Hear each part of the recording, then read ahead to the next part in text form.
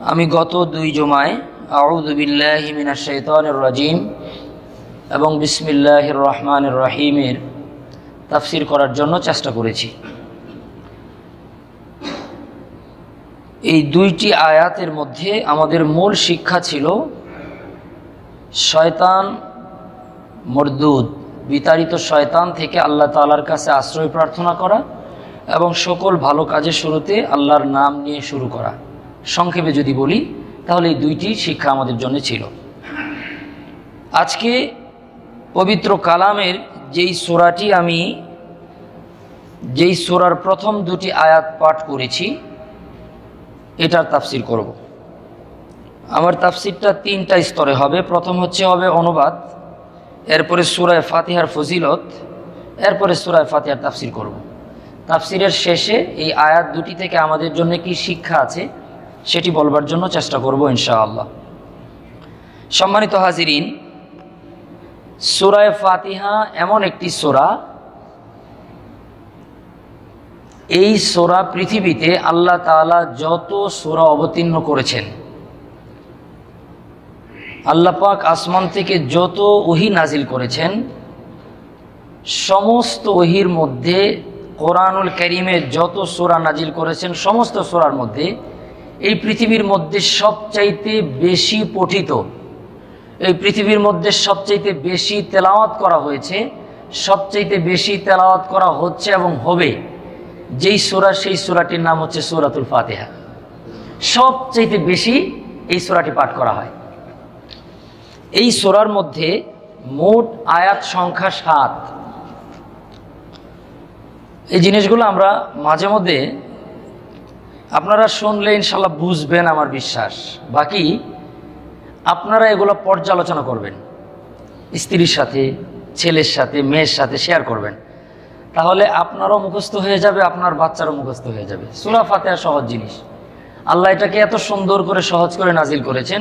এই পৃথিবীর মধ্যে একজন মুসলমান কালেমাওয়ালা খুঁজে পাওয়া যাবে না যে আল্লাহ তাআলা সূরা ফাতিহা পড়ার তৌফিক দান করেন নাই, একজনও খুঁজে পাওয়া যাবে না। বাকি তেলাওয়াতের শুদ্ধতা, সৌন্দর্য বৃদ্ধি, এগুলার মধ্যে কিছু তারতম্য আছে, সেটা তো থাকবেই।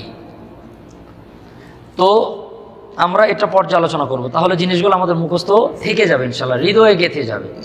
আমরা জানলাম সূরাতুল ফাতিহা এটা 1 নম্বর সূরা। এই সূরা পৃথিবীর মধ্যে আল্লাহ পাক যত সূরা নাজিল করেছেন, যত আয়াত নাজিল করেছেন, সবচাইতে অধিক পঠিত, সবচাইতে বেশি পাঠ করা হয়েছে যে সূরা, সেই সূরার নাম হচ্ছে সূরাতুল ফাতিহা। এটার আয়াত সংখ্যা 7। সূরাতুল ফাতিহার মধ্যে মোট শব্দ আছে 24টি। সূরাতুল ফাতিহার মধ্যে মোট হরফ, অক্ষর আছে 122টি। 122টি অক্ষর, 24টি শব্দ দিয়ে, 7টি আয়াত দিয়ে আল্লাহ সুবহানাহু ওয়া তাআলা এই সূরাটিকে সাজিয়েছেন।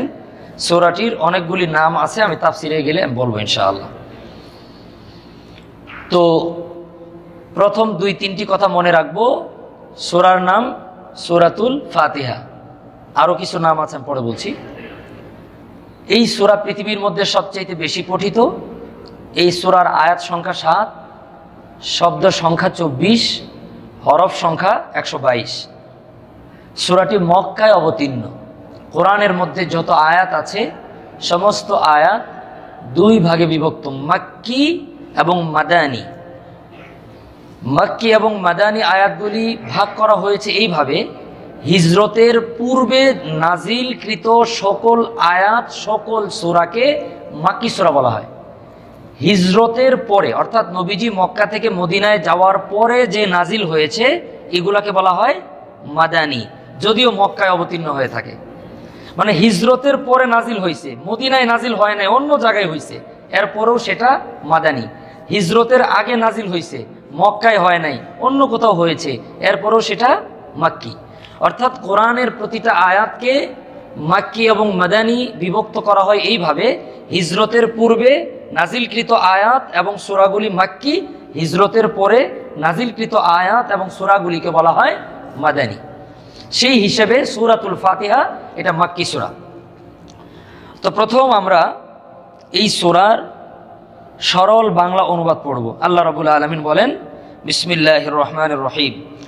আলহামদুলিল্লাহি রাব্বিল আলামিন আর রহমানির রহিম। আমি আজকে 2 আয়াতেরই তাফসীর করব ইনশাআল্লাহ। আলহামদুলিল্লাহ, সমস্ত প্রশংসা আল্লাহর জন্য। আলহামদুলিল্লাহ অর্থ সমস্ত প্রশংসা আল্লাহর জন্য। রব্বিল আলামিন, যিনি জগৎ সমূহের প্রতিপালক। আর রহমানির রহিম, পরম করুণাময়, অতিশয় দয়ালু। এটা হচ্ছে সহজ সরল অনুবাদ। সম্মানিত হাজিরিন, তাফসিরে যাওয়ার আগে সূরাতুল ফাতিহার কয়েকটা ফজিলত আমরা খুব ভালো করে শুনে নিচ্ছি। ফজিলত জানা থাকলে সেই জিনিসের কদর করা সহজ হয়। কোনো জিনিসের ফজিলত না জানলে ওই জিনিসকে সম্মান করা, ওই জিনিস দিয়ে লাভবান হওয়া এটা কঠিন হয়ে যায়। এজন্য আমরা ফজিলত খুব সংক্ষেপে কয়েকটি ফজিলত আমি বলছি। প্রথম ফজিলত হচ্ছে হযরতে আব্দুল্লাহ ইবনে ওমর রাদিয়াল্লাহু তাআলা আনহু হাদিসখানা বর্ণনা করেছেন। সহিহ জামে তিরমিজি শরীফের মধ্যে 3380 নম্বর হাদিস। তিরমিজি শরীফের 3380 নম্বর হাদিসের মধ্যে হযরতে আব্দুল্লাহ ইবনে ওমর রাদিয়াল্লাহু তাআলা আনহু বর্ণনা করেন, একদিন নবী করিম সাল্লাল্লাহু আলাইহি ওয়াসাল্লাম হযরতে উবাই ইবনে কাব রাদিয়াল্লাহু তাআলা আনহুর কাছে আমাকে সাথে নিয়ে গেলেন। সাহাবীটার নাম মনে রাখলে আপনার একটা উপকার হবে। এই পৃথিবীর মধ্যে যত কোরআন তেলাওয়াতকারী এসেছে, যত কারি এসেছে, এই পৃথিবীর মধ্যে শ্রেষ্ঠতম কারি হচ্ছে হযরতে উবাই ইবনে কাব রাদিয়াল্লাহু তাআলা আনহু। সুবহানাল্লাহ, পৃথিবীর শ্রেষ্ঠ কারি। আমাদেরকে জিজ্ঞেস করলে আমরা বলি যে শ্রেষ্ঠ কারি হচ্ছে আব্দুল বাসেত আল মিসরি, উনি নিঃসন্দেহে শ্রেষ্ঠকারী। কিন্তু সারা পৃথিবীর মধ্যে যত কারি এসেছে, এই কারিদের মধ্যে শ্রেষ্ঠতম কারির নাম হলো হযরতে উবাই ইবনে কাব রাদিয়াল্লাহু তাআলা আনহু। দলিলটা জেনে রাখেন, এই হাদিসটা জেনে রাখেন, তাহলে বুঝবেন যে কেন শ্রেষ্ঠ। রাসূলুল্লাহ সাল্লাল্লাহু আলাইহি সাল্লাম উবাই ইবনে কাব রাদিয়াল্লাহু তাআলা আনহুকে একদিন বললেন যে উবাই, তুমি একটু আল্লাহর কালাম তেলাওয়াত করো। তো হযরত উবাই ইবনে কাব সুন্দর করে সুললিত কণ্ঠে কোরআন তেলাওয়াত করতেছিলেন। তো নবী করিম সাল্লাল্লাহু আলাইহি সাল্লাম যেহেতু কোরআন তেলাওয়াত শুনছেন, উবাই ইবনে কাব ভাবতেছেন কতক্ষণ তেলাওয়াত করব, কখন শেষ করব, বুঝতে পারতেছে না। কিছুক্ষণ করে তেলাওয়াত করে আবার থেমে যায়। নবীজি বলেন, উবাই তুমি আরো তেলাওয়াত করো। আবার তেলাওয়াত করেন, কিছুক্ষণ করেন, মনে মনে ভাবেন রসুল তো বলেন নাই কতটুকু করব, আবার থেমে যান। রসুল বলেন, উবাই তুমি আরো তেলাওয়াত করো। হযরত উবাই ইবনে কাব আবার তেলাওয়াত করতে থাকেন। তিনি ভাবেন নবী যদি বিরক্ত হয়ে যায় আবার বন্ধ করে দেন। এবার নবী বলতেছেন, উবাই তুমি বন্ধ করছো কেন? তুমি কি জানো আল্লাহ রাব্বুল আলামিন জিবরাইলকে পাঠায় দিয়ে বলছে যে নবী গো, আপনি উবাই ইবনে কাবকে বলেন তেলাওয়াত করতে, আর আপনি নবী নিজে তেলাওয়াত শুনবেন। আল্লাহ তাআলা উবাই ইবনে কাবের নাম নিয়ে জিবরাইলকে পাঠিয়ে বললেন যে নবী আপনি উবাই ইবনে কাবকে বলেন তেলাওয়াত করতে, তার তেলাওয়াত আমি আল্লাহর কাছে ভালো লাগে, আপনি তার তেলাওয়াত শুনতে থাকেন। সুবহানাল্লাহ, এই হচ্ছে উবাই ইবনে কাব রাদিয়াল্লাহু তাআলা আনহু। হযরতে আব্দুল্লাহ ইবনে ওমর বলেন যে আমাকে উবাই ইবনে কাবের কাছে নিয়ে যাওয়া হলো। তো নবী করিম সাল্লাল্লাহু আলাইহি সাল্লাম উবাই ইবনে কাবকে ডাকতেছিলেন, উবাই এদিকে আসো। হাদিসের বাংলা অনুবাদ বলছি। হযরতে উবাই ইবনে কাব ডাকে সাড়া দিলেন না। কেন দিলেন না? তিনি তখন নামাজরত ছিলেন, নামাজের মধ্যে ছিলেন। যেহেতু নামাজ পড়তেছেন, পিছন থেকে ডাকলে তো তিনি নামাজ ছেড়ে দিয়ে যেতে পারেন না। তো নামাজ শেষ করার পরে রাসূলুল্লাহ সাল্লাল্লাহু আলাইহি ওয়াসাল্লামের ডাকে সাড়া দিলেন। আল্লাহর পয়গম্বর, এখানে একটি প্রশ্ন হতে পারে যে নবী কেন নামাজের মধ্যে ডাকলেন? একটা সময় নামাজের মধ্যে কথা বলার অনুমতি ছিল, একটা সময় নামাজের মধ্যে কথা বলার অনুমতি ছিল, তখন এটা বলেছেন। পরবর্তীতে নবী বলেছেন, উবাই নবী যখন কাউকে ডাকে তখন তাকে সাড়া দিতেই হয়, সে যেই অবস্থায় থাকুক না কেন। সেটা সাহাবীর জন্য ভিন্ন মাসআলা। এটা বললাম কেন? আপনারা মনে মনে ভাবতে পারেন উবাই ইবনে কাব নামাজের মধ্যে নবী কেন পিছন থেকে ডাকতে গেলেন, এই জন্য এটা বললাম। মুআজ্জাজ হাজিরিন, হযরত উবাই ইবনে কাবকে ডেকে নবীজি বললেন, উবাই তোমাকে আজকে আমি এমন একটি সূরা শিক্ষা দিব যেই সূরাটি লাম ইয়ানজিল ফিত তাওরা ওয়ালা ফিল ইনজিল ওয়ালা ফিল জাবুর ওয়ালা ফিল কুরআন মিথলাহা। যেই সূরার মতো কোন সূরা আল্লাহ তাওরাতেও নাজিল করেন নাই, যেই সূরার মতো সূরা ইনজিলেও নাজিল করেন নাই, যেই সূরার মতো সূরা জবুর কিতাবেও নাই, আসমানি কোনো সহিফার মধ্যে নাই, এমনকি পবিত্র কোরআনের মধ্যেও এই সূরার মতো মর্যাদা সম্পূর্ণ সূরা আল্লাহ আর দেন নাই। হযরত উবাই ইবনে কাব বড় আগ্রহ নিয়ে বললেন, ইয়া রাসূলুল্লাহ, বলুন সেটি কোন সূরা? আল্লাহর নবী জিজ্ঞেস করলেন, তুমি নামাজ শুরু করো, নামাজ পড়ো কোন সূরা দিয়ে?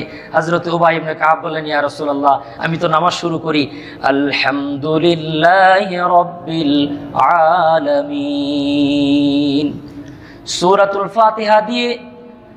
ইয়া রাসূলুল্লাহ, ওগো নবীজি, আমি যখন নামাজ শুরু করি সানা পড়ার পরে আউযু বিল্লাহ বিসমিল্লাহ পড়ার পরে প্রথম যেই তেলাওয়াত করি সেটা হচ্ছে সূরাতুল ফাতিহা। আল্লাহর পয়গম্বর বললেন, ও ভাই, এই সূরাতুল ফাতিহা এমন একটি সূরা, এই সূরা আল্লাহ তাআলা এমন মর্যাদা সম্পূর্ণ সূরা আসমান থেকে আর কোনোটা নাজিল করেন নাই, সবচেয়ে মর্যাদা সম্পূর্ণ সূরা। মুসলিম শরীফের মধ্যে 1762 নম্বর হাদিস। আমি হাদিসের আরবি বলে বাংলা করতে গেলে সময় লস হবে, আপনাদের জন্য যতটুকু বললেই চলে আমি ততটুকু বলছি। একদিন নবী করিম সাল্লাল্লাহু আলাইহি সাল্লাম হযরতে জিবরাইল আলাইহিস সালাতু ওয়াস সালামের সাথে বসা ছিলেন। আপনারা জিবরাইল নবীর সামনে কিভাবে আসতেন, কেমনে আসতেন, কিভাবে কথা বলতেন, এগুলা হাদিসের কিতাব দেখলে পাবেন। রসুলের সাথে হাঁটুর সাথে হাঁটু মিলিয়ে যখন তাশাহুদের মধ্যে, নামাজের মধ্যে থাকেন, আত্তাহিয়াতু লিল্লাহি যখন পড়েন, এই যে হালতটা আপনার থাকে, নবী করিম সাল্লাল্লাহু আলাইহি সাল্লাম এবং জিবরাইল আলাইহিস সালাম হাঁটুর সাথে হাঁটু মিলে খুব কাছাকাছি বসে থাকতেন। তো নবীর সাথে জিবরাইল বসা, হঠাৎ করে বিকট একটা আওয়াজ আসলো। এমন আওয়াজ, এই ধরনের আওয়াজ নবী জীবনে শোনেন না আর কখনো। তো হযরতে জিবরাইল আলাইহিস সালাতু ওয়াস সালাম আওয়াজটা শোনার সাথে সাথে মনে হলো আওয়াজটা উপরের থেকে, উপর থেকে যেহেতু আওয়াজ আসছে, তিনি তার মাথাকে উপরের দিকে উঠালেন। উপরের দিকে উঠিয়ে উপলব্ধি করলেন, এরপরে তিনি আবার মাথাটাকে সামনের দিকে নিয়ে আসলেন। রাসূলুল্লাহ সাল্লাল্লাহু আলাইহি সাল্লাম জিজ্ঞেস করলেন, ভাই জিবরাইল, এটা কিসের আওয়াজ? হযরতে জিবরাইল আলাইহিস সালাতু ওয়াস সালাম বললেন, নবী গো, এই যে বিকট একটি আওয়াজ শুনলেন, এটা হচ্ছে পৃথিবীর যে প্রথম আকাশ, এই আকাশের একটি দরওয়াজা খোলা হয়েছে, দরজা ওপেন করা হয়েছে, এই দরজা খোলার আওয়াজ। এবং এই দরজা বানানোর পরে আল্লাহ সুবহানাহু ওয়া তাআলা আজকেই ফার্স্ট টাইম, প্রথম আল্লাহ তাআলা এই দরজাটা আজকে খুলেছেন। খুলেছেন কেন? এই দরওয়াজা দিয়ে আল্লাহ রাব্বুল আলামিন একজন বিশেষ সম্মানিত ফেরেশতাকে এই পৃথিবীর মধ্যে অবতরণ করেছেন। উনি আর জীবনে পৃথিবীতে আসে না, আর আসবে না। একবারই এক গেট দিয়ে আপনার কাছে আসার জন্যে আল্লাহ তাআলা এই আসমানের দরজাকে খুলে দিয়েছেন। এই ব্যাখ্যা রাসূলুল্লাহ সাল্লাল্লাহু আলাইহি সাল্লামের সামনে করতে না করতে হযরতে জিবরাইল আলাইহিস সালাতু ওয়াস সালামের পাশে এসে ওই ফেরেশতা হাজির। সুবহানাল্লাহ। জিবরাইলও জানেন না কেন পাঠিয়েছেন, শুধু বুঝছেন দরজা ওইটাই খোলা হয়েছে এবং একজন ওই ফেরেশতা আসছেন যে ফেরেশতা আর জীবনে কখনো আসেননি।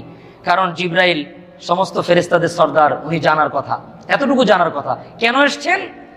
হযরতে জিবরাইল আলাইহিস সালাতু ওয়াস সালামের কাছে সেই ফেরেশতা জানিয়ে দিলেন যে আল্লাহ রাব্বুল আলামিন আমার কাছে পাঠিয়েছেন এমন দুইটি নূর দিয়ে, যেই নূর আল্লাহ তাআলা হযরতে আদম আলাইহিস সালাতু ওয়াস সালাম থেকে নিয়ে ঈসা আলাইহিস সালাতু ওয়াস সালাম পর্যন্ত কোন নবীকে আল্লাহ তাআলা যেই নূর দেন নাই, সেই বিশেষ দুটি নূর আল্লাহ তাআলা আপনাকে দেওয়ার জন্য পাঠিয়েছেন। সুবহানাল্লাহ।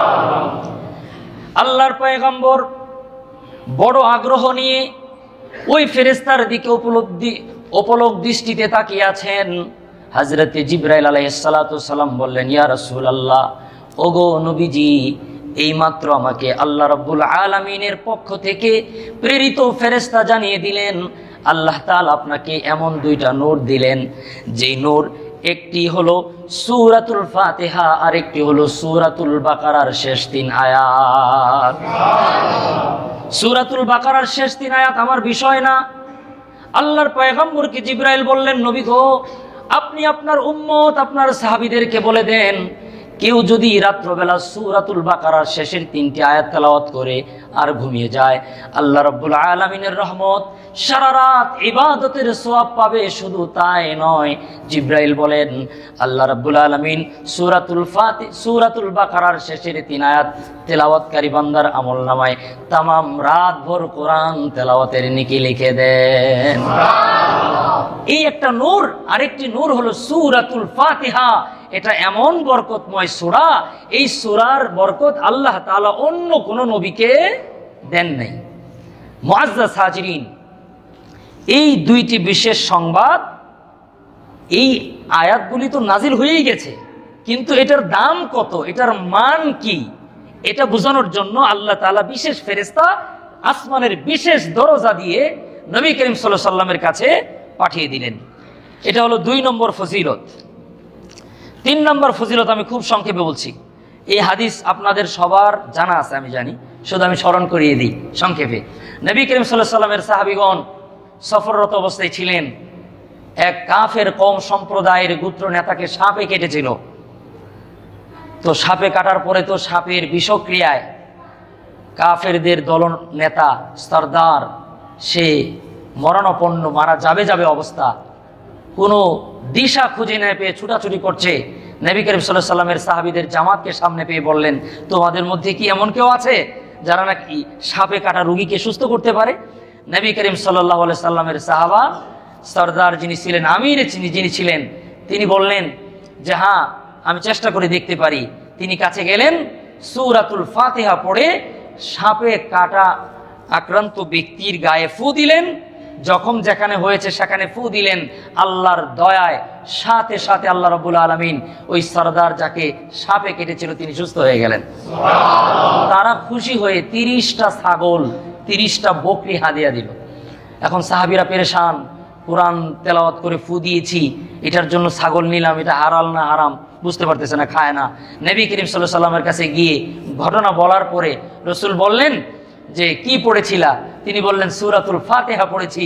আল্লাহ রাসূল বললেন সূরাতুল ফাতিহা, এটার ফজিলতের এটাও একটা ফজিলত, এত বরকতপূর্ণ সূরা, যদি কারো ঈমান উচ্চ লেভেলের হয়, যে কোনো জটিল কঠিন রোগীকে 7 বার সূরাতুল ফাতিহা আউযু বিল্লাহ বিসমিল্লাহ সহ পড়ে যদি তার গায়ে ফু দেয়, ইনশাআল্লাহ রোগী সুস্থ হয়ে যাবে। সুবহানাল্লাহ। কিন্তু আমাদেরটা হওয়ার সম্ভাবনা খুবই কম। আমাদের দ্বারা হবে কিনা সম্ভাবনা কম বলতেছি, নিষেধ বলা যাবে না, কারণ হাদিসে তো আছে। সম্ভাবনা কম কেন? আমরা যে ফুটা দিব, যে অক্সিজেনের উৎপাদন হয়, ওর ভিতরে টোটালটাই ব্যাকটেরিয়া, গুনার ব্যাকটেরিয়ায় ভরা। এজন্য সমস্যা আছে। ভালো জায়গা থেকে ফু দিতে হবে, ভালো জায়গা থেকে ফু নিতে হবে, তাহলে কাজ হয়ে যাবে ইনশাআল্লাহ। এই হচ্ছে সূরা ফাতিহার ফজিলত। আমি আর সামনে যাচ্ছি না, বেশি ফজিলত বলতে বলতে আমি আর সামনে কথা শেষ করতে পারবো না। তো আমরা এই 3টা ফজিলতকে সামনে রাখবো। আরেকটি কথা হচ্ছে 122টি হরফ, 10টি করে নেকি কমপক্ষে যদি আমরা পাই, একবার তেলাওয়াত করলে সূরা ফাতিহা কমপক্ষে 1210টি নেকি আল্লাহ তাআলা তার আমলনামায় দিয়ে দিবেন। 1220টি নেকি। আর যদি নামাজের মধ্যে তেলাওয়াত করি সূরাতুল ফাতিহা একবার, এক হরফে 100 হরফ, 122 × 100, এটার দ্বারা 12,200 নেকি একবার নামাজে তেলাওয়াত করলে আল্লাহ তাআলা দিয়ে দিবেন। এটা হচ্ছে ফজিলত। আল্লাহ রাব্বুল আলামিন বেশি বেশি সূরাতুল ফাতিহা তেলাওয়াত করার তৌফিক দান করেন। সরল অনুবাদ বললাম, ফজিলত বললাম, এবার আসেন তাফসীর। আল্লাহ রাব্বুল আলামিন সূরাতুল ফাতিহার প্রথম যে শব্দ আনলেন, আলহামদুলিল্লাহি রাব্বিল আলামিন। আলহামদু শব্দের অর্থ হলো সমস্ত প্রশংসা। আলহামদু অর্থ সমস্ত প্রশংসা। লিল্লাহ, আল্লাহর জন্য। সমস্ত প্রশংসা আল্লাহর জন্যই। কেন? আল্লাহ উত্তর দিয়ে দিলেন, রব্বুল আলামিন, আমি যে সমস্ত জগতের প্রতিপালক, এই জন্য সমস্ত প্রশংসা আমার জন্য। সুবহানাল্লাহ। সমস্ত প্রশংসা আল্লাহর জন্য। কেন? তিনি সমস্ত জগতের প্রতিপালক। এবার আসেন আলহামদুলিল্লাহ। আলহামদুলিল্লাহ এটার অনেকগুলো অর্থ আছে। এটাও একটা অর্থ। আপনি যদি কোথাও কোনো সুন্দর জিনিস দেখেন, কোথাও কোনো মনোরম দৃশ্য দেখেন, আর ওইটাকে সুন্দর বলেন, মনোরম বলেন, ভালো বলেন, দৃষ্টি নন্দনীয় বলেন, এটাও আল্লাহ পাকের প্রশংসা করা হয়ে যায়। সুবহানাল্লাহ। অর্থাৎ সুন্দরকে অসুন্দর বলা, একটা ভালো জিনিসকে মন্দ বলা, এটা কুফরি। ভালো জিনিসকে ভালো বলা, সুন্দরকে সুন্দর বলা, এটাও আল্লাহ পাকের কৃতজ্ঞতা আদায়ের একটা স্তর, কারণ এটা সৃষ্টি করেছেন আল্লাহ। সুবহানাল্লাহ। আপনি একটা ধান ক্ষেত দেখলেন, এটার অনেকগুলো স্টেপ আছে। প্রথমে ছিল চারা গাছ, এরপরে ফুল আসলো, এরপরে ধান আসলো, এরপরে পাকলো।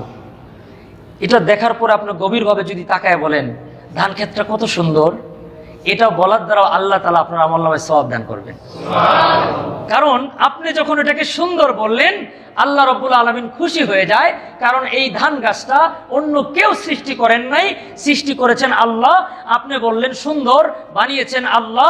আপনি বললেন ভালো, বানিয়েছেন আল্লাহ। আপনি বললেন মনোরম দৃশ্য, এটা বলার কারণেও শুকরিয়া আদায় করার সওয়াব আল্লাহ আপনাকে দান করবেন।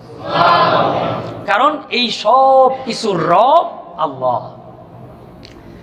আল্লাহ রাব্বুল আলামিন আল্লাহর পয়গম্বরকে দিয়ে আমাদেরকে জানিয়ে দিলেন, ওগো নবীজি, দুনিয়ার সব মানুষকে জানায় দেন, আল্লাহ রাব্বুল আলামিন পৃথিবীর মধ্যে যত শব্দ সৃষ্টি করেছেন, যত কালিমা বানিয়েছেন, যত কথা আল্লাহ বানিয়েছেন, পৃথিবীর মধ্যে বর্তমানে 1 নাম্বার ভাষা ইংলিশ, এরপরে আরবি সহ আরো যত পৃথিবীর মধ্যে ভাষা রয়েছে, প্রত্যেকটা ভাষার সৃষ্টি করেছেন আল্লাহ তাআলা।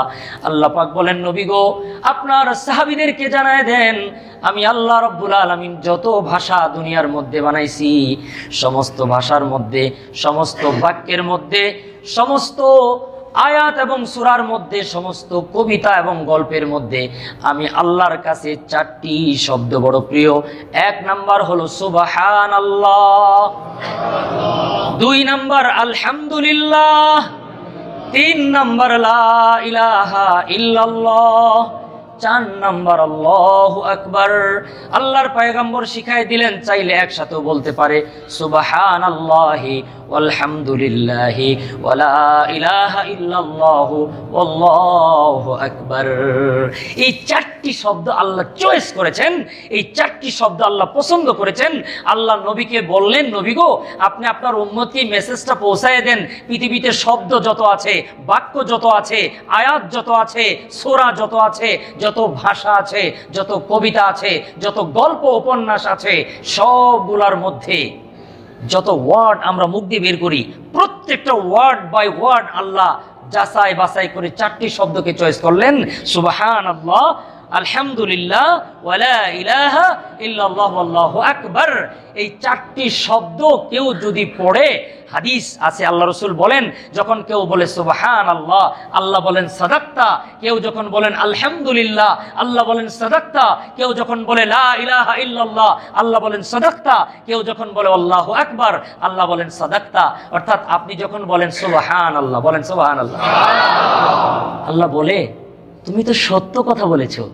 আমরা যখন বলি আলহামদুলিল্লাহ, আল্লাহ বলেন তোমরা তো সত্য কথাই বলেছো।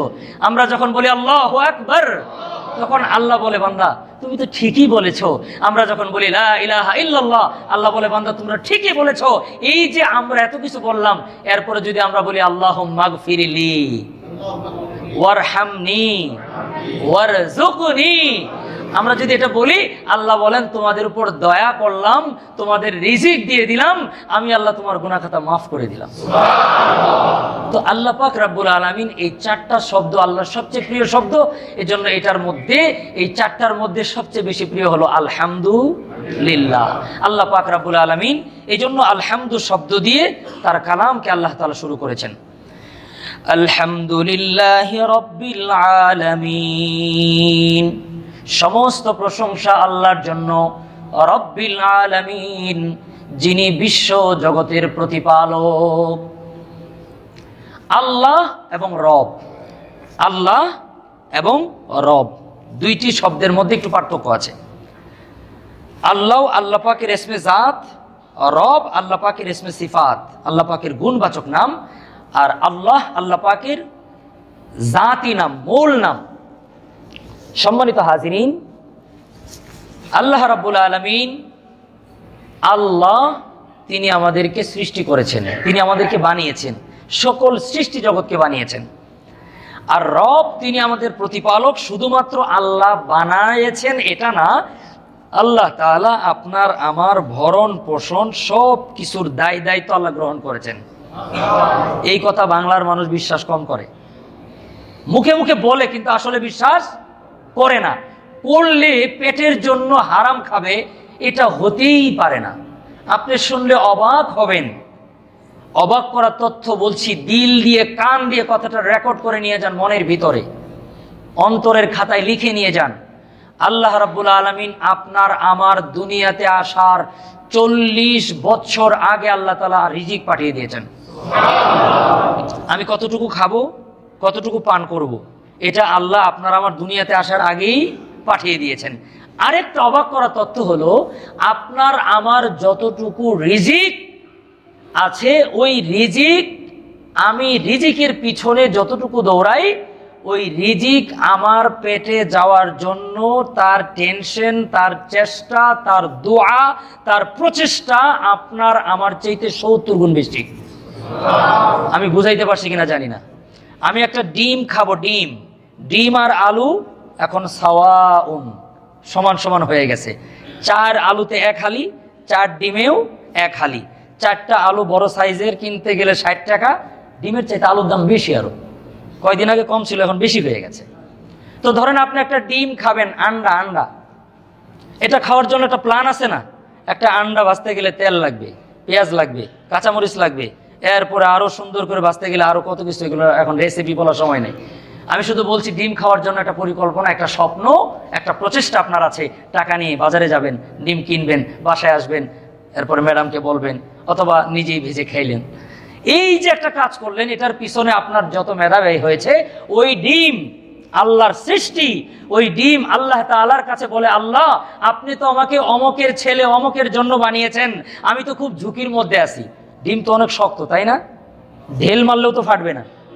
বিরাট ঝুঁকিপূর্ণ প্রাণী হলো ডিম। আমার মনে হয় ডিমের দোয়ার কারণে বর্তমানে আধুনিক ডিমের খাঁচা বের হয়েছে। এটা ডিমের দোয়ার কারণে মনে হয়।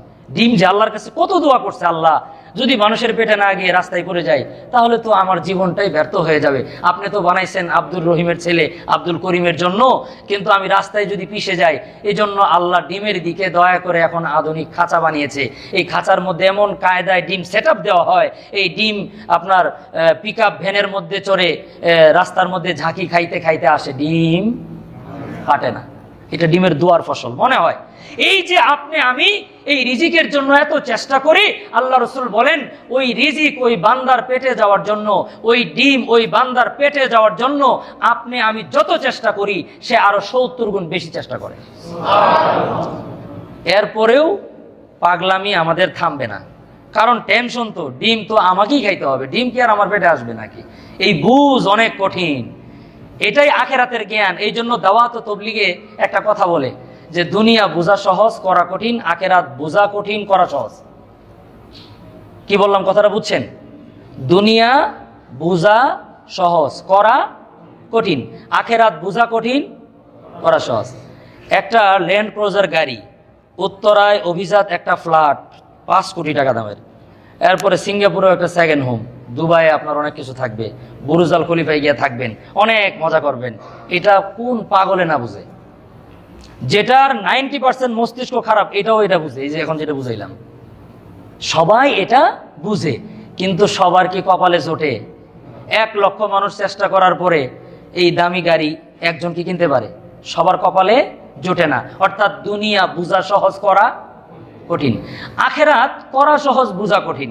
3 বার সূরাতুল ফাতিহা পড়লে, সূরা ফাতিহার ফজিলত একটা বলে ফেলি, 3 বার সূরাতুল ফাতিহা পড়লে, সুবহানাল্লাহ বলার লেগে প্রস্তুত না, 3 বার সূরাতুল ফাতিহা পড়লে আল্লাহ তাআলা জান্নাতের মধ্যে একটা বাড়ি নির্মাণ করেন। এটা করা সহজ, বুঝা একেবারে উল্টা, বিষয়টা উল্টা। আল্লাহ আমাদের বুঝার তৌফিক দান করেন। বলতেছিলাম আল্লাহ রাব্বুল আলামিন নবী করিম সাল্লাল্লাহু আলাইহি ওয়াসাল্লামকে আল্লাহ এবং রব এর পরিচয় শিক্ষা দিলেন, যে আল্লাহ হলেন স্রষ্টা আর রব হলেন প্রতিপালনকারী, এটা বোঝানোর জন্য ডিমের দিকে গেছিলাম। আল্লাহ রিজিক দেন, আল্লাহ রিজিক দেন, আগে পাঠায় দেন। আল্লাহ যাকে রিজিক দেন, রিজিক গ্রহিতা যতটুকু প্রচেষ্টা করে এর চাইতে 70 গুণ বেশি চেষ্টা করে রিজিক তার পেটে যাওয়ার জন্য। এজন্য দেখবেন দাওয়াত ও তাবলীগে গেলে খাওয়া দাওয়া ভালো না মন্দ, কম না বেশি? বেশি খায়, ভালো খায়। ডায়াবেটিসের রোগী খাওয়া নিষেধ, এরপরেও তাবলীগে গেলে বেশি খায়। কারণ আল্লাহ তাআলা আল্লাহর রাস্তায় রিজিককে অনেক বেশি পাঠায় দেয়। রাস্তাঘাটে ওই ডিম পরে নষ্ট হবে না, খাবার নষ্ট হয়ে যাবে না, এই জন্য খাবার অনেক বেশি খাওয়ার ব্যবস্থা হলো আল্লাহর রাস্তার মধ্যে আল্লাহ তাআলা রেখে দিয়েছেন। সুবহানাল্লাহ। এটা বোঝা কঠিন, করা সহজ।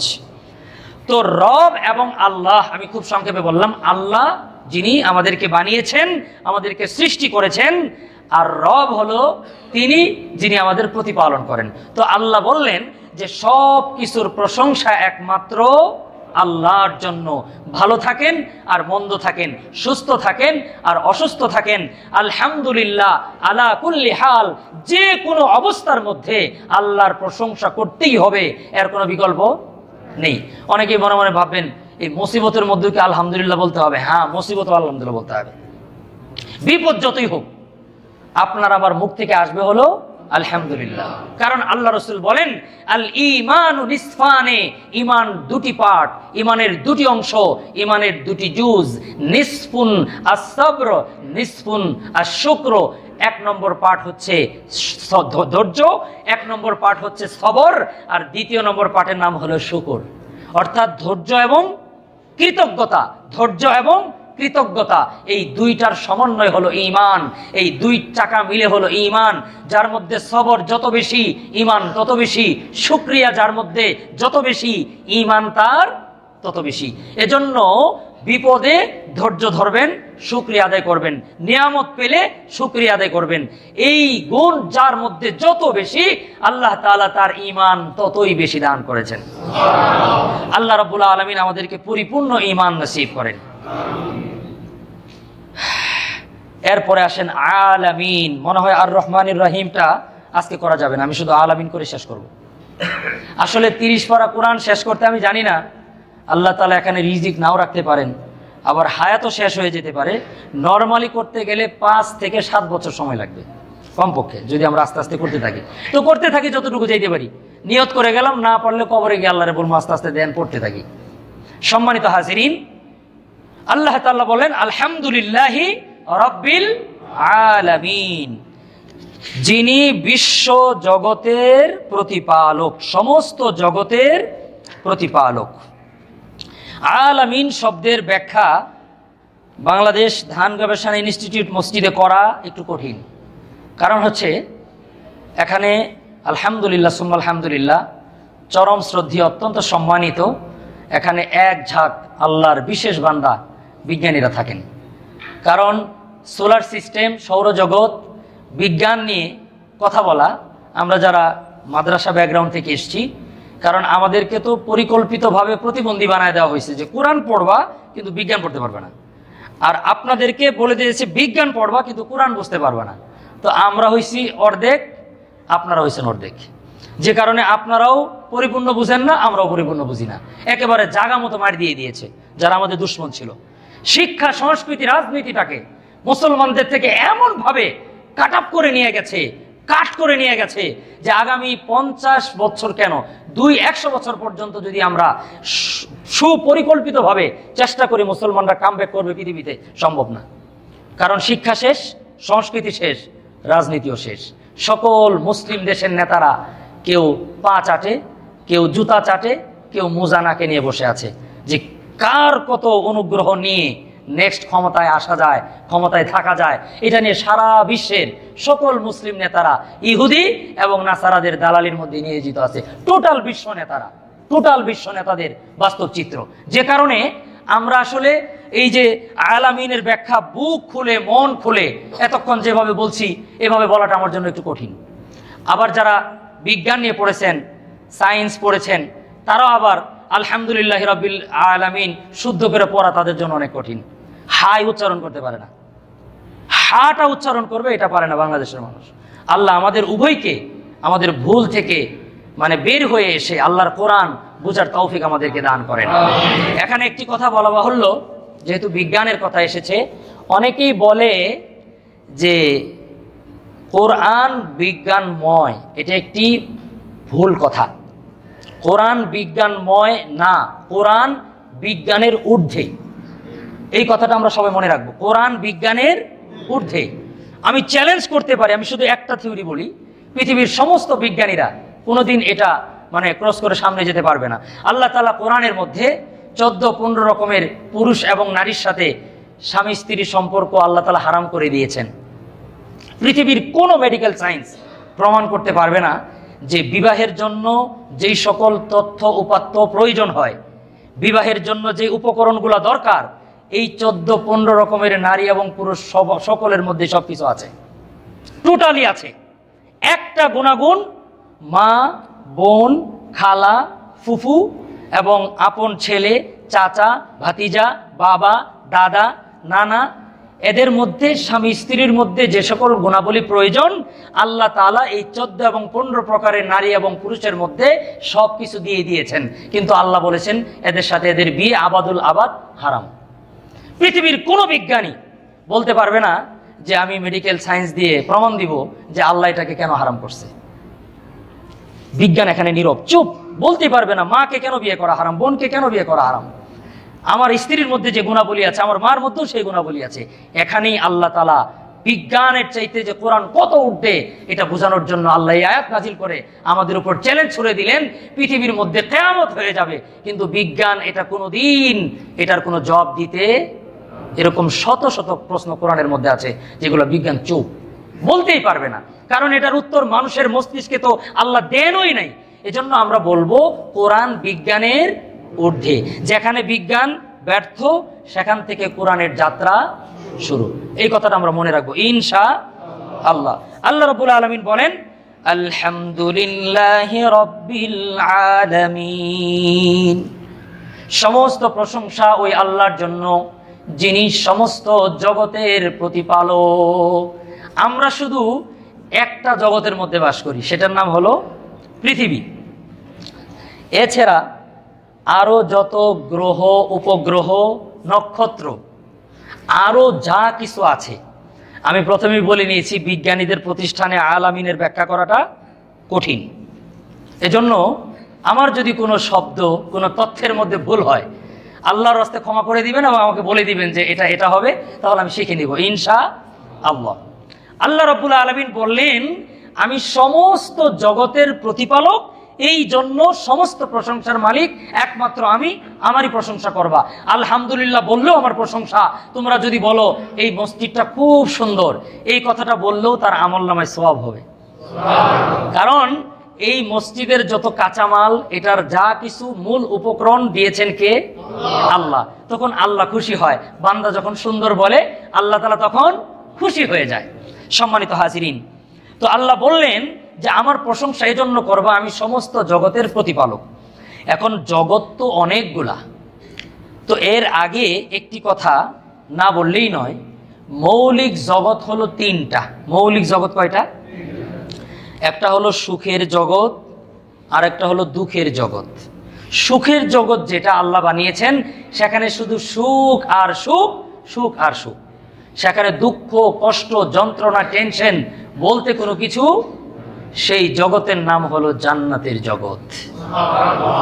আরেকটি জগৎ আল্লাহ তাআলা বানিয়েছেন যেই জগতের মধ্যে কষ্টই কষ্ট, দুঃখই দুঃখ, মানে সুখের লেশ মাত্রা যেটা নাই, সেটার নাম হলো দুজকের জগৎ। আরেকটি জগৎ এই দুইটার মাঝখানে আল্লাহ তাআলা বানিয়েছেন, অর্থাৎ নিচে হলো দুজক, উপরে হলো বেহেশত। জান্নাত কোথায়? উপরে। একদিন জান্নাত নিয়ে বলবো। জান্নাত কোথায়? দুজক কোথায়? নিচে। এই দুজক এবং জান্নাত, এই দুইটার মাঝখানে আল্লাহ রাব্বুল আলামিন একটা জগৎ বানিয়েছেন যেই জগতের মধ্যে দুঃখ এবং সুখ দুইটা মিলে সমান সমান। সুবহানাল্লাহ বলেন। আজকে একটা মজার তথ্য দেই, যত ধনী মানুষ দেখেন, যত বড় বড় পদের মানুষ দেখেন না কেন, যত দামি গাড়িওয়ালা দেখেন না কেন, যত গরিব মানুষ দেখেন না কেন, পৃথিবীর মধ্যে প্রত্যেকটি মানুষকে আল্লাহ তাআলা সুখ এবং দুঃখ দুইটা মিলেই দিয়েছেন। একজন মানুষ পৃথিবীতে বুক কোচা করে বলতে পারবে না যে আমি শুধু সুখেই আছি। আল্লাহ তো দেনই নাই, সিস্টেমই তো নাই। ও বললে মিথ্যা কথা বলেছে, নিশ্চিত মিথ্যা কথা বলেছে। এজন্য এখানে থেকে চির সুখী হবেন, এটা পাগলের প্রলাপ ছাড়া আর কিচ্ছু না। এই জমিন জান্নাত আর জাহান্নামের মাঝখানের যে প্রজেক্ট যেখানে আমরা আছি দুনিয়া, এখানে শুধু সুখ অসম্ভব, শুধু দুঃখ আল্লাহ কাউকে দিবেন না। কিছু দুঃখ কিছু সুখ মিলে, দুঃখ দিলে সবর করবেন, সুখ দিলে শুকরিয়া আদায় করবেন, আল্লাহ তাআলা আপনার উপর দয়া করবে ইনশাআল্লাহ। আর দুঃখ দিলে যদি বেসবর হয়ে যান, তাহলে বুঝতে হবে আমি আল্লাহকে চিনি নাই, আমি আমাকে চিনি নাই। তো আল্লাহ রাব্বুল আলামিন বললেন যত জগৎ আমি বানিয়েছি, যত জগৎ আমি বানিয়েছি, সমস্ত জগতের প্রতিপালক আমি। আমরা যে পৃথিবীতে বসবাস করি, এই পৃথিবীটা এবং বিজ্ঞানীরা যত সৌরজগতে সোলার সিস্টেমে যা কিছু আবিষ্কার করেছে, এই টোটাল সৌরজগৎটার মূল কেন্দ্রবিন্দু হচ্ছে সূর্য। সূর্যকেই কেন্দ্র করে সব কিছু। সূর্যের আলো যেখানে যেখানে যায়, সেখানে সেখানেই মানুষ বা আল্লাহর সৃষ্টিগুলা আমরা আবিষ্কার করতে পারতেছি। বিজ্ঞানীরা বের করছে, আমাদেরকে তথ্য দিচ্ছে। আর আমরা যে পৃথিবীতে আছি, এই আলামিন জগৎটা কত বড়, এটা বোঝানোর জন্য আমি খুব সংক্ষেপে 2 মিনিটে কথাটা শেষ করে দিচ্ছি। যেই সূর্যের আলো আমরা পাই, এই সূর্যটা পৃথিবী থেকে 13 লক্ষ গুণ বড়। আমার এখনকার ব্যাখ্যাগুলা শুধু সাধারণ মানুষদের জন্য, বিজ্ঞানীদের জন্য না। সূর্যের তুলনা পৃথিবীর সাথে যদি করা হয়, তাহলে সূর্য কত লক্ষ গুণ বড়? 13 লক্ষ গুণ। অর্থাৎ এক্স্যাক্টলি এরকম 13 লক্ষ পৃথিবীকে একত্র করলেও সূর্যের সমান হবে না। এরপরে তো আরো মঙ্গল, বুধ, শনি, আরো যত আশপাশেগুলো যত গ্রহ উপগ্রহ আছে, সেগুলো সেদিকে আমি নাই যাচ্ছি। এই সূর্য থেকে আমাদের পৃথিবী, এটার দূরত্ব হলো 9,30,00,000 মাইল দূরে। 9,30,00,000 মাইল দূরে এই যে স্পেস, এরপরে হচ্ছে এক একটা সূর্য, এক একটা গ্রহ, নক্ষত্র, এরপর আছে তারকারাজি। তারকাগুলি কত বড়? নাসার বিজ্ঞানীরা বলেছে, এগুলো তো মুফাসসিরিনদার খুঁজে পায় না। আগেই বলেছি, বিজ্ঞান থেকে হুজুরদের আগেই দূরে সরায় দাও, যাতে করে সঠিক ব্যাখ্যা তারা কোনোদিন না করতে পারে। নাসার বিজ্ঞানীদেরকে জিজ্ঞেস করলে তারা তথ্য দেয় যে তারকাগুলি কত বড়, সূর্যের চেয়েও কয়েক লক্ষ গুণ বড়, যেটা সবচেয়ে ছোট তারকা। এরকম কত তারকা আল্লাহ বানিয়েছেন আল্লাহই ভালো জানেন। আল্লাহ কোরআনে বলেছেন, আমি সামনে বলবো, আজকে সময় শেষ। আল্লাহ কোরআনে বলেছেন, আমি আকাশকে সাজিয়েছি তারকারাজি দিয়ে, তারকা কুঞ্জ দিয়ে আমি আল্লাহ আকাশকে সাজিয়েছি। কত কোটি, কত মিলিয়ন, কত বিলিয়ন, কত ট্রিলিয়ন তারকা আল্লাহ বানিয়েছেন, আল্লাহ ভালো জানেন। বিজ্ঞানীরা তো তারকা দূর থেকে দেখে দেখে বলতেছে, আকাশের কথা এখনো বলেই না মুখ দিয়ে। বিজ্ঞানীরা কিন্তু আজ পর্যন্ত আকাশ শব্দ মুখ দিয়ে বের করে নাই। আল্লাহ আকাশের কথা কোরআনে বলেছেন। এই মহা আকাশ, এই প্রথম আকাশের মহাশূন্যের মধ্যে আমরা ঘুরপাক খাচ্ছি। এরপরে দ্বিতীয় আকাশের মহাশূন্য, দ্বিতীয় আকাশ, তৃতীয় আকাশের মহাশূন্য, তৃতীয় আকাশ, চতুর্থ আকাশের মহাশূন্য, চতুর্থ আকাশ, পঞ্চম আকাশের মহাশূন্য, পঞ্চম আকাশ, ষষ্ঠ আকাশের মহাশূন্য, ষষ্ঠ আকাশ, এরপরে সপ্তম আকাশের মহাশূন্য, এরপরে সপ্তম আকাশ।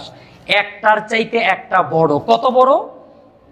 মশার কয়েল দিয়ে আমি সাধারণ লোকদেরকে বুঝাচ্ছি। আমরা যারা সাধারণ মানুষ আছি, আজকেই বাসায় গিয়া একটা মশার কয়েল খুলবেন, একটার মধ্যে 2টা থাকে না? একটা বের করলে দেখবেন প্রথমটার থেকে দ্বিতীয়টার দূরত্ব এবং বড় কত বেশি, মাঝখানে একটা করে গেপ। ঠিক এরকম ভাবে আল্লাহ জাল্লা জালালুহু ও আম্মা নওয়ালুহু 7 তবক আসমান জমিন, একটার থেকে একটা বড়। এরপরে আল্লাহ পাকের আরশ, এরপরে লৌহ কলম, আল্লাহ পাকের কুদসি। আল্লাহ জাল্লা জালালুহু ও আম্মা নওয়ালুহু বলেন, আমার কুদরতি হাতের মুষ্টিতে যদি 7 তবক আসমান জমিন আমি আল্লাহ আমার হাতের মধ্যে নেই, এই পৃথিবীর বিশাল মরুভূমি, সাহারার মরুভূমিতে যদি আপনার হাতের আংটি ফেলে দিয়ে আপনি বলেন এই সাহারার মরুভূমির মধ্যে আপনার আংটির সাইজ কত? আপনি চিন্তা করে দেখেন, আল্লাহ জাল্লা জালালুহুর এই আয়াতের তাফসিরে মুফাসসিরিনরা বলেন, আল্লাহ তাআলা তার কুদরতি ডান হাতের মধ্যে যদি এই 7 তবক আসমান জমিন আল্লাহর হাতের মধ্যে নেয়, আল্লাহর কুদরতি হাতে সরিষার দানার চেয়েও সেটা ছোট দেখা যাবে। তাহলে আমার আল্লাহ কত বড়! আল্লাহু আকবার, আল্লাহু আকবার! আমার আল্লাহ কত বড়, আল্লাহ কত বড়, আমি কত ছোট। এটা যদি একজন মানুষ বুঝে, আর যদি বুঝে আমার আল্লাহ আমার লালন পালন করেন, আমার আল্লাহই রিজিক দেন, পৃথিবীর মধ্যে একটা কুকুরকে আল্লাহ না খাওয়ায় রাখেন না। আপনি দেখেন, একটা কুকুরকে আল্লাহ না খাওয়ায় রাখেন না। আর মানুষ হয়ে কত অবুঝ, কত নাফরমান, এই সামান্য হারাম খাওয়ার জন্য। এই পৃথিবীর মধ্যে তো খাবার টেবিলে খাবার থাকলেও খাওয়া যায় না, খাবার থাকলেও খাওয়া যায় না। অনেক ধনী মানুষের সাথে খাওয়ার সৌভাগ্য হয়েছে আমার, দেখেছি আমার চাইতে অনেক কম খায় তারা। আমার চাইতে যাদের সাথে খেয়েছি তাদের চাইতে আমি বেশি খেয়েছি। কারণ খাইলে গ্যাস্ট্রিকের সমস্যা, পেটের সমস্যা, প্রেশার বেড়ে যাবে, সুগার বেড়ে যাবে, কত কিছু যে বাড়ে, এই বাড়ার সুটে খাওয়া কমে গেছে। কিন্তু জান্নাতের মধ্যে যখন যাবেন, জান্নাতের টেবিলে সব ধরনের খাবার থাকবে, গ্যাস্ট্রিকের সমস্যা নাই, প্রেশারের সমস্যা নাই, সুগারের সমস্যা নাই, স্ট্রোক করার কোনো সম্ভাবনা নাই। ইচ্ছা রকম খাবেন, ঢেকুর দিবেন, সব আল্লাহ হজম করে দিবে। আল্লাহ পাক রব্বুল আলামিন জান্নাতে যাওয়ার ব্যবস্থা দুনিয়া থেকেই করার তৌফিক যেন আমাদেরকে দান করেন। আজকের মতো এখানেই, আল্লাহ তাআলা তৌফিক দিলে আগামী জুমায় বাকি কথা হবে।